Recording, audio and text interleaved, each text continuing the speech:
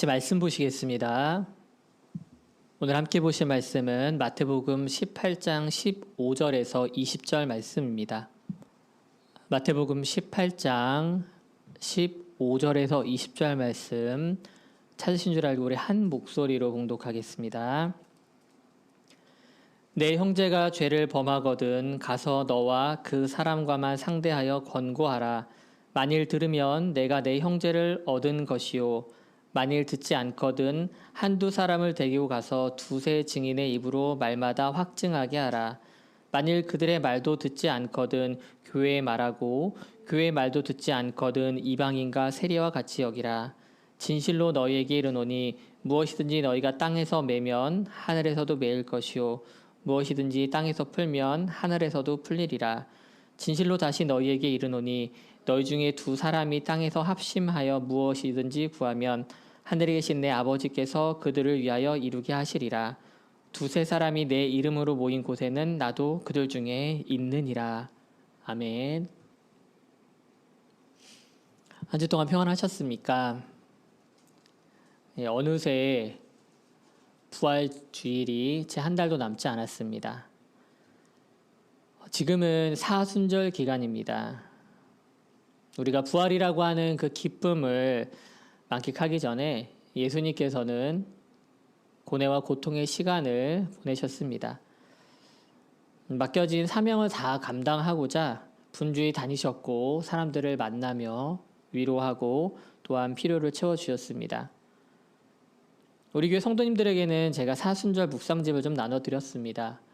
비록 한 자리에서 같이 말씀을 나누지는 못하지만은 좀 각자가 있는 자리에서 예수님의 말씀과 또한 행적을 묵상하면서 예루살렘을 올라가신 그 여정을 따라가면서 우리가 같이 했으면 하는 마음에 각자의 자리에서 묵상을 해주셨으면 합니다. 그리고 부활의 시간에 맞춰서 예수님께서 여인들에게 나타나신 것처럼 그리고 제자들에게 나타나신 것처럼 우리 가운데도 묵상 가운데 주님을 다시 만나는 그런 기쁨이 있길 원합니다. 이번 코로나 사태로 인해서 많은 교회들이 온라인 예배 혹은 가정 예배 등으로 기존 예배 방식을 탈피해서 예배를 드리고 있습니다. 어떤 분들은 이 모습을 두고 예배를 포기했다는 표현까지 쓰시더라고요.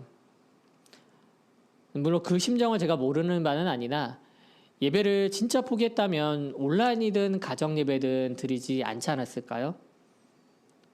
어떤 모양에서든지 또는 어떤 장소에서든지 예배가 올려지지 않을 때 그때가 진짜 포기했다라고 말해도 늦지 않을 것 같습니다.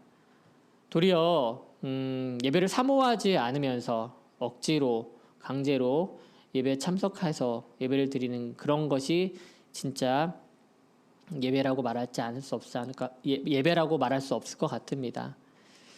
오늘 본문에도 나오지만은 단 두세 사람이라도 진정으로 정말 주님의 이름으로 모인 곳이 바로 교회며 그곳에서 드려지는 예배가 진정한 예배임을 믿습니다. 프랑스 말에는 이런 말이 있다고 합니다. 사순절의 생선처럼 찾아온다. 중세시대 이전에는 이 사순절 기간 동안 금식을 했다고 해요. 그러다가 나중에는 하루에 한 끼 정도만 허용됐는데 그것조차도 점차 완화가 되면서 이 사순절 기간에 생선을 구워 먹는 것까지는 허락이 되었다고 합니다. 그래서 나중에 사순절에는 청어와 대구 요리를 먹는 것이 당연히 어떤 그 절기 음식처럼 여겨졌다고 합니다. 그래서 정말 때에 잘 맞춰서 왔다는 뜻으로 사순절의 생선처럼 왔다라고 하는 말이 생겼다고 합니다.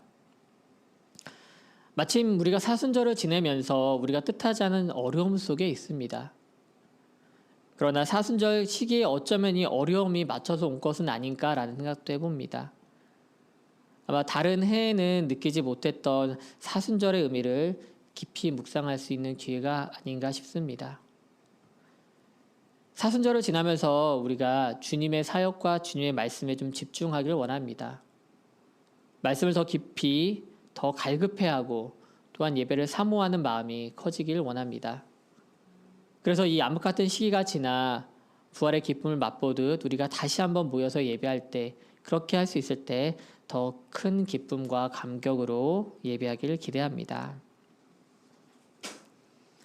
우리가 지금 보고 있는 마태복음 18장 말씀은 17장에서 변화산 사건과 그리고 또 21장에서 드러나는 이제 예루살렘 입성 그 사이에 있습니다. 예수님께서는 본격적으로 자신을 드러내시면서 사람들 사이에서 그리스도로서의 사역을 해 나가십니다. 그리고 조금 더 사람들이 살아가는 어떤 현실 속에서 접목시킬 수 있는 행동 강령을 여러 차례 말씀을 해주시는 것을 우리는 볼 수 있습니다. 오늘 주제인 이 형제에 대해서 용서하는 것도 그러한 맥락 가운데서 볼 수 있습니다. 그리고 18장 전후를 보게 되면은 예수님의 말씀을 좀 살펴보게 되면은 뭐에 대해서 얘기를 하시냐면은 천국에서 어떤 자가 큰 자인가, 또한 이혼에 대해서도 얘기하시고요. 또한 재물 문제에 대해서도 이야기를 하시는 모습을 볼 수 있습니다. 한 교회에서 같은 신앙 공동체 내에서 형제간의 다툼이 일어나고 죄를 짓고 또한 그로 인해서 혼란이 생기는 것은 지금이나 또한 옛적이나 별다를 바가 없었던 것 같습니다. 그런데 문제는 그럴 때마다 그 문제를 어떻게 접근하고 또한 예수님이 바라시는 방법이 무엇인지 알아가고 또한 그 방법대로 푸는 게 아닌가 싶습니다. 오늘 본문을 보면서 저는 좀 현대의 재판 제도가 생각이 났습니다. 처음에 어떤 시시비비 가리기 위해서 보통 지방법원을 갑니다. 그리고 나서 거기서 해결이 되지 않으면 고등법원으로 가고요. 그리고 마침내 대법원에서 마지막 판결을 받게 됩니다. 그것처럼 우리 형제 간의 문제가 생겼을 적에도 그 절차를 마치 순서에 맞춰서 얘기하는 것처럼 저는 첫 이 본문을 만났을 때 그런 느낌이 들었습니다. 그래서 처음에는 어떻게 하라고 합니까? 개인적인 차원에서 해결을 해보라고 합니다. 오늘 본문 15절을 보게 되면은 내 형제가 죄를 범하면 그 사람을 개인적으로 상대하여서 권고하라고 말합니다. 근데 이 권고한다는 말의 뜻에는요, 다른 사람의 실수나 잘못을 이렇게 드러낸다는 뜻을 가지고 있다고 합니다. 그래서 다른 성경 번역을 보게 되면 이 상황을 조금 더 구체적으로 설명을 해줍니다. 오늘 본문 첫 구절인 18장 15절 말씀을 세 번역으로 제가 읽어드리겠습니다. 내 형제가 너에게 죄를 짓거든 가서 단 둘이 있는 자리에서 그에게 충고하여라. 그가 너의 말을 들으면 너는 그 형제를 얻은 것이다. 이 말씀 자체는 무엇이냐면은 너의 형제가, 너의 자매가 너에게 죄를 지었을 때를 가정해서 말을 시작합니다. 이때 다른 번역과 차이점이 뭡니까? 너에게라고 하는 말이 들어가면서 이 상황 자체를 조금 더 개인적으로 나와 밀접하게 연결시킨다는 것입니다. 그리고 그 다음 단계가 뭡니까? 이렇게 해결하지 안 되었을 적에는 한두 사람을 더 데리고 가서 그 둘 사이에 벌어진 일에 대해서 서로 증언을 세우라고 합니다. 그런데도 그 형제가 말을 듣지 않으면 교회에 말하라고 합니다. 여기서 교회는 교회 공동체 원 전부 가운데서 이 문제를 거론하고 공론하라는 것입니다. 그런데 이 단계에서도 말을 듣지 않으면 어떻게 하라고 합니까? 이방인이나 세리와 같이 여기라고 말합니다. 여기서 말하는 이방인이나 세리처럼 여기라는 말은 더 이상 공동체원으로 보지 않겠다는 것입니다. 관계를 끊고 남남이 되라는 겁니다. 우리 절차를 밟아가면서 보니까 어떻습니까? 점점 어떻게 변합니까? 그 사람의 잘못이 여러 군데 더 많은 곳에서 점차 드러나는 것을 볼 수 있습니다. 저는 이러한 절차를 보면서 좀 무자비한 것은 아닌가라는 생각을 좀 들었습니다. 세상 사람들은 기독교를 보고 사랑의 종교라고 말하고 또한 다른 곳에서 받아주지 않는 그런 죄인들을 품는 곳이라고 말하는데 말입니다. 교회가 조직화되면서 당회 차원에서 또는 정죄하고 또한 출교를 하는 경우를 종종 뉴스에서 보게 됩니다. 물론 그들 중에는 정말 덕이 되지 않아서 큰 분란을 일으켜서 그런 경우도 있지만은 도리어 이런 절차를 이용해서 담임 목사가 자기 뜻을 반대하는 성도를 내친다거나 또는 장로들이 목사를 내보내는 경우를 우리는 보아서 알고 있습니다. 그래서 어쩌면 이러한 절차가 용서를 위한 것이 아니라 정죄하는 데 사용되는 것은 아닌지 돌아보게 됩니다. 교회 내에서 어떤 성도들에게 어떤 문제가 생겼을 때 이런저런 절차에 따라서 해보고 정 안 되면 마치 포기하는 수단으로 전락해서는 안 된다는 것입니다. 예수님의 이 말씀이 지향하는 것은 교회 지체들을 어떤 정당한 절차에 따라서 내보내는 게 아니라 죄를 지은 형제를 끝까지 품고 용서하는 데 그 목적이 있습니다. 우리가 그렇게 알 수 있는 것은 바로 그 다음 본문부터 나타나는 내용을 보고 알 수 있습니다. 21절 말씀은 이렇게 시작을 합니다. 그때에 베드로가 나와 이르되 주여 형제가 내게 죄를 범하면 몇 번이나 용서하여 주리이까 7번까지 하오리이까. 베드로가 15절부터 20절까지 예수님의 말씀을 듣고 궁금증이 생긴 겁니다. 예수님이 말씀해 주신 절에 들어가기 전에 개인적인 차원, 두세 명의 차원, 교회 공론화 차원까지 들어가기 전에, 즉 그 전에 무슨 일이 먼저 선언됩니까? 형제가 나에게 잘못했을 때 용서를 못하니까 사실 이렇게 권고하는 거 아니겠습니까? 즉 오늘 본문이 15절의 절차가 시작한다는 것은 사실 나에게 죄를 지은 형제를 용서하지 못했기 때문에 이렇게 드러내기 시작한다는 것입니다. 만약 형제가 나에게 잘못했더라도 내 차원에서 용서하고 덮으면 아무런 문제가 될 것이 없습니다. 그런데 용서가 안 되니까 속으로 품지 못하겠으니까 1차원적으로 한번 겉면해보고 내가 2차에는 여러 사람 안에서 해보고 3차에는 마치 내 교회에서 전체적으로 드러낸다는 것입니다. 그래서 베드로는 예수님께 묻습니다. 그러면 예수님, 형제가 내게 죄를 범하면 일단 몇 번까지 용서해 줄까요? 당시 랍비 문헌을 살펴보면은 일반적으로 형제가 나에게 잘못했을 때 3번까지 용서라는 가이드가 있었습니다. 베드로와 제자들도 어쩌면 예수님이 이 정도의 가이드는 해주지 않으실까라는 생각을 했을 것 같습니다. 그런데 베드로가 먼저 선수를 칩니다. 7번까지 용서할까요? 라고 물어보는 거죠. 그래도 우리 예수님은 다른 랍비들과 좀 다르겠지. 차원도 다르니까 용서하는 횟수도 3번이 아니라 거기 4번 더 받아서 완전할 수 있는 7번까지는 괜찮다고 하실 거야. 그러면서 베드로가 물어봤던 것입니다. 그런데 예수님의 대답은 어떠합니까? 18장 22절 말씀입니다. 예수께서 이르시되 내게 이르노니 7번뿐 아니라 7번을 70번까지라도 할지니라. 7번뿐 아니라 7번을 70번이라도 하라고 말씀하십니다. 7 곱하기 70해서 490번 이런 횟수를 말하는 게 아니라 내가 정해둔, 네가 생각해둔 그 한계를 넘어서서 더 크게 무한히 용서라는 것입니다. 성질 급한 베드로가 미처 뭐라고 더 대꾸하기도 전에 예수님께서는 이 상황을 비유를 통해서 말씀해 주십니다. 예수님께서 이렇게 말씀해 주시는 거예요. 베드로야, 한번 잘 들어봐. 어떤 왕이 있었는데 자기에게 빚진 종들하고 결산하려고 했어. 그러다가 왕이 여러 사람을 만나 중에 왕 앞에 10,000달란트를 빚진 종이 앞으로 나온 거야.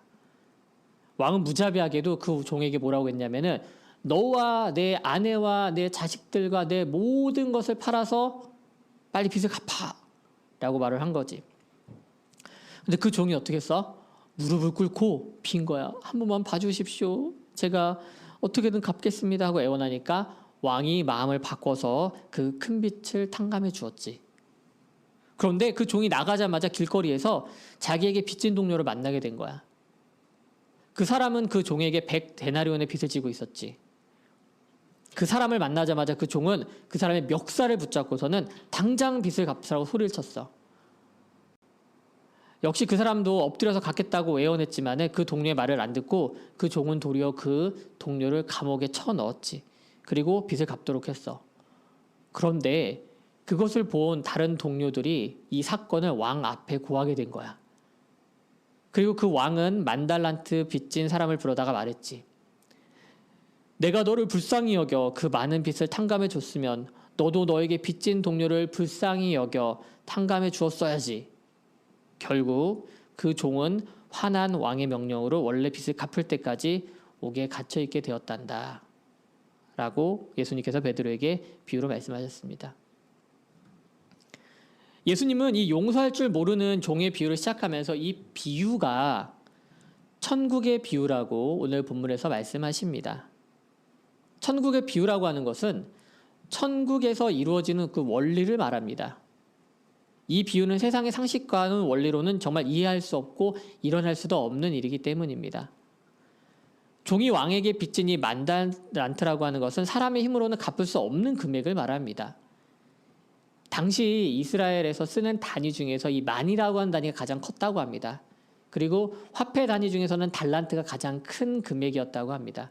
즉 10,000달란트라고 하는 것은 무한히 많은 금액, 셀 수 없는 그 금액을 말하는 것입니다.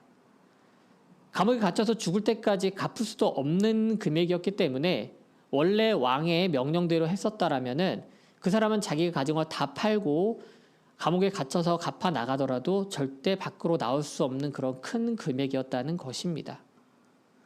그에 반해서 그 종에게 동료가 빚진 100데나리온은 정말 먼지 같은 돈입니다. 상대적으로 정말 작다는 것입니다. 예수님께서는 이 비유를 마무리하시면서 이렇게 말씀하십니다. 18장 35절입니다. 너희가 각각 마음으로부터 형제를 용서하지 아니하면 나의 하늘 아버지께서도 너희에게 이와 같이 하시리라. 우리가 마음으로부터 형제를 용서하지 않으면 하늘 아버지께서도 우리를 똑같이 용서하지 않으신다고 말합니다. 마음으로부터라는 말은 진심으로 용서를 해야 한다는 것입니다. 우리가 하나님 앞에 지은 죄는 10,000달란트만큼이나 사람의 힘으로는 해결할 수 없는 것입니다. 우리가 아무리 노력해도 우리 능력으로 해결할 수 없는 죄의 문제, 그것이 바로 하나님과 나 사이에 있다는 것입니다. 그래서 결국 왕이 종의 부채를 면해준 것처럼 하나님 아버지께서 예수 그리스도를 통해 우리의 죄의 문제를 해결해 주신 것입니다. 우리가 구원을 무료로 얻었다고 생각하는 경향이 있는데 그것은 내 입장에서나 그런 것이지 결코 구원의 값이 싸지 않습니다. 하나님은 모든 것, 자신의 모든 것과 자신이 가장 소중하게 여기는 것과 우리를 맞바꾸신 줄 믿으시기 바랍니다. 하나님의 사랑은 10,000달란트만큼 그 이상인 줄 믿으시기 바랍니다. 그런데 우리는 우리에게 죄 지은 형제에 대해서 어떻게 때로는 대한다고 말합니까? 하나님 앞에서 그 큰 죄를 지어서 용서받았지만은 돌아서자마자 잊어버리고 나에게 티끌 같은 죄를 지은 형제자매 멱살을 잡고 호통을 치면서 사람들 앞에서 정죄하고 있지는 않습니까? 사랑하는 여러분, 우리가 나에게 잘못한 사람을 용서하는 것에서 사실 대단히 용서한다는 그것에 대해서 대단히 여길 필요가 없습니다. 여길 수가 없습니다. 하나님의 진노 앞에 선 죄인 되었던 나의 모습을 생각하면 그러한 나의 죄로 얼룩진 나를 용서해 주신 하나님 아버지를 생각한다면 내가 하는 용서는 비교할 수도 없는 것입니다. 그런데 더 무서운 것은 무엇입니까? 내가 내 형제자매의 그런 작은 잘못을 용서하지 않으면 하늘에 계신 아버지께서도 그렇게 하신다는 것입니다. 잠시 예수님께서 가르쳐 주신 기도를 살펴보겠습니다. 마태복음 6장 12절 말씀입니다. 우리가 우리에게 죄 지은 자를 사하여 준 것 같이 우리 죄를 사하여 주시옵고. 예수님께서 뭐라고 기도를 알려주십니까? 우리가 우리에게 죄 지은 자를 사하여 준 것 같이 하나님께서도 우리의 죄를 사해 달라고 간절히 간청하라고 말합니다. 그리고 한 번 더 확인하시는데 바로 한 절 건너뛴 14절 15절에서 이렇게 말씀하십니다. 너희가 사람의 잘못을 용서하면 너희 하늘 아버지께서도 너희 잘못을 용서하시려니와 너희가 사람의 잘못을 용서하지 아니하면 너희 아버지께서도 너희 잘못을 용서하지 아니하시리라. 오늘 용서에 대해서 예수님께서 해주시는 말씀을 두렵고 떨리는 마음으로 받아들이시길 원합니다. 용서는 선택사항이 아닙니다. 하나님 앞에 먼저 용서함을 입은 저와 여러분에게는 평생 마음에 두어야 하는 말씀인 줄 믿으시기 바랍니다. 오늘 본문 18절과 19절에 나오는 말씀은 이러한 맥락에서 같이 이해가 되어야 합니다. 우리가 땅에서 배고프는 것이 하늘에서도 그렇게 되는 것, 합심하여 구하는 것이 이루어지는 것은 형제자매를 용서하는 놀라운 능력과 연결되는 것입니다. 여기서 말하는 기도의 응답이 내 개인적인 욕심이나 또는 교회에 필요한 어떤 물질적인 것을 얻기 위한 주문이 아니라는 것입니다. 우리가 땅에서 형제자매를 용서할 때 지체들의 잘못을 돌이키는 그러한 기도를 할 때, 합심하여서 우리가 그런 것에 매달릴 적에 상처난 각 사람과 교회가 회복되기를 간구할 때 하나님 아버지께서 그 간구를 들어주신 줄 믿습니다. 우리가 진심으로 형제자매를 용서하기 원하고 그것을 위해서 기도할 때 하나님께서는 다시 우리의 죄를 묻지 않으시고 도리어 잘했다고, 정말 주님의 자녀다운 모습을 보였다고 기뻐하실 줄 믿습니다. 예수님은 왜 이런 비유까지 언급하시면서 용서에 대해서 강력하게 말씀을 하실까요? 사람들은 못 보는 하나님 아버지의 뜻을 알고 계셨기 때문입니다. 어떤 뜻입니까? 오늘 본문, 즉 용서에 대한 가르침을 시작하기 직전에 바로 이렇게 말씀을 하십니다. 마태복음 18장 14절 말씀입니다. 이와 같이 이 작은 자 중에 하나라도 잃는 것은 하늘에 계신 너희 아버지의 뜻이 아니니라. 하나님 아버지, 그분 앞에서는 형제들 간에 잘못한 것이 있는 사람이나 없는 사람이나 모두 하나님 아버지인 줄 믿습니다. 제게는 하루에도 수십 번 싸우는 두 아들이 있습니다. 이제 3학년, 5학년이 됐으니 얼마나 그렇겠습니까? 근데 큰 놈은 얄밉게도 동생을 살살 약 올려 먹어요. 근데 작은 놈은 힘이 없으니까 악을 써가면서 형을 이겨먹으려고 또 합니다. 그리고 나서 싸우고 나면 어떻게 해요? 저한테 와서 고자질을 하는 거예요. 형이 잘못했네, 뭐 동생이 잘못했네. 둘 얘기를 들어보면 싸움은 분명히 일어나는데 잘못한 사람이 없는 거예요. 근데 제가 뭐 왜 싸우게 됐는지 현장을 직접 본 것도 아니니까 뭐 누구 편을 들어주기도 그렇고 거기서 뭐라고 말하기도 좀 애매할 때가 사실 있습니다. 제가 하나님이었다면은 마치 시간을 좀 되돌려가지고 요즘에는 각종 스포츠 경기에 보면은 중요한 시점을 다시 돌려보는 VAR이라는 게 있거든요. 그런 걸 좀 이용해가지고 누가 딱 잘못했고 잘했는지 구분해 줄 텐데 그거를 못 합니다. 근데 이제 이런 일도 한두 번이어야지 이게 계속되면은 참 힘들어요. 요즘에 가뜩이나 코로나 때문에 밖에 나가지도 못해서 저도 역시 집에서 수업하다 보니까 하루 종일 애들하고 있게 되거든요. 근데 그렇게 되다 보면 애들이 싸울 때마다 뭐 누가 잘했고 잘잘못을 잘잘못을 분별해 주는 것 자체가 문제가 아니라 그 상황 자체가 사실 조금 화가 나고 짜증날 때가 있습니다. 그래서 저는 누가 잘했고 잘못했다라고 하는 것을 말하지 않고 그냥 집에서 이 시끄러운 것 자체가 싫다고, 왜 이렇게 형제들끼리 싸우냐고 그 자체를 야단을 치고 맙니다. 저도 이제 저보다 한 살 어린 남동생과 자랐는데 저희도 초등학교 때는 좀 싸웠던 것 같아요. 근데 그때면은 아버지께서 싸우고 나서 꼭 시키시는 게 있었어요. 서로 형제끼리 마주보게 서게 한 다음에 서로 상대방의 양팔로 상대방의 귀를 붙잡게 하는 거예요. 그리고 서 있게 하는 거예요. 서로 마주보면서. 가뜩이나 싫은데 가장 가깝게 있으면서 서로 귀를 잡아야 되는 거예요. 저도 아주 어렸을 적 몇 년 전에 한 번 시켰던 것 같아요. 주민이 주차장한테. 요즘에 다시 한번 시켜야 되지 않을까 싶어요. 아무튼 이렇게 형제들끼리 싸우고 나면은 사실 부모 입장에서 속이 상합니다. 누구 편을 들어주는 문제가 아니라 세상에 단둘밖에 없는 형제인데 어르신들이 그런 말씀 많이 하시잖아요. 저도 이제 그런 말을 할 때가 된 것 같습니다. 엄마 아빠 죽고 나면은 피 붙이는 너희 둘인데 왜 이렇게 싸우냐고. 그냥 그 상황 자체가 싫은 겁니다. 사람의 심정이 이런데 하나님은 오죽하시겠습니까? 그러니까 조금 덜 잘못한 자녀는 놔두고 뭐 더 큰 잘못한 자녀는 뭐 내치시겠습니까? 멀쩡한 99마리 양이 우리의 안전하게 있더라도 삐딱선을 탄 그 한 마리 양을 구하기 위해서 어두운 밤 가운데 위험을 헤치고 찾아서 마침내 데리고 오시는 게 바로 하나님 아버지, 그 목자 되신 하나님 아버지의 심정 아니겠습니까? 여러분, 오늘 말씀을 들으면서 이 다른 형제의 용서를 한다는 구실로 이런 절차에 따라서 반대로 혹시 나의 선함을 드러내려고 하는 그런 것으로 이해하시면 절대로 안 됩니다. 오늘 말씀은 어떤 잘못이 일어났을 때 그것을 치료하는 어떤 절차의 정당성을 말하는 말씀이 아닙니다. 우리 함께 세우는 교회의 담임 목사로서 말합니다. 우리 교회는요, 잘못한 형제 자매들을 권징하는 그 어떠한 절차도 갖지 않을 것입니다. 다른 교회처럼 뭐 어떤 위원회에서 또는 어떤 절차에 따라서 잘잘못을 따지고 처벌을 하고 출교 같은 일을 하는 것은 없을 거라는 것입니다. 우리에게는 용서하느냐, 용서하지 못하느냐 두 가지만 있습니다.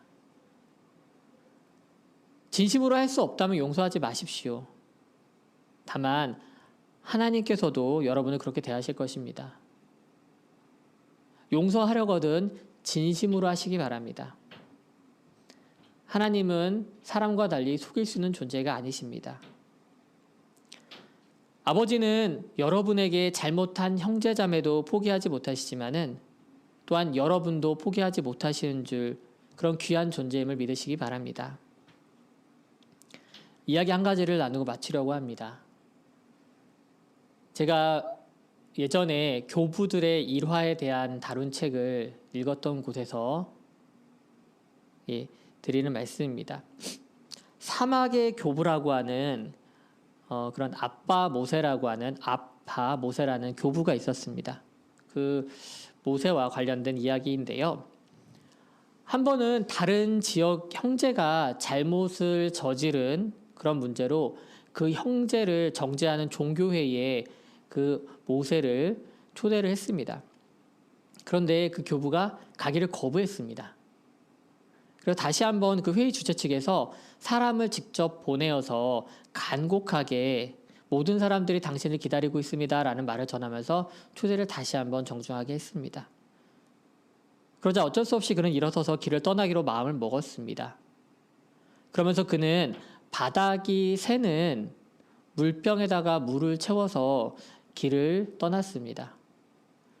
그리고 마침내 그곳에 도착했을 적에 사람들이 그 바닥이 새는 물병을 보면서 이게 뭐냐고 물어봤습니다. 그러자 아빠 모세는 이렇게 대답했습니다. 나의 죄악이 내 뒤에 저렇게 흔적을 남기고 있는데 나는 그것을 보지 못합니다. 그런데도 나는 다른 형제의 잘못을 재판하러 왔습니다. 이 말을 들은 사람들은 아무런 말도 하지 않고 죄 지은 형제를 용서해 주었다고 합니다. 사랑하는 성도 여러분, 우리가 걸어온 흔적을 되돌아봤으면 합니다. 그 길에 무엇이 떨어져 있습니까? 다시는 들추기 싫은, 사람들 앞에서 감추고 싶은 흔적이 있는 건 아닙니까? 그것조차 하나님 아버지께서는 덮어주시고 우리의 작은 믿음을 보고 의롭다 칭하셨습니다. 이제 우리도 입으로만 하는 용서가 아니라 7번이라고 하는 제한을 두는 용서가 아니라 7번씩 70번이라도 정말 마음으로부터 용서하길 원합니다. 하늘 아버지께서 우리를 먼저 용서하셨습니다.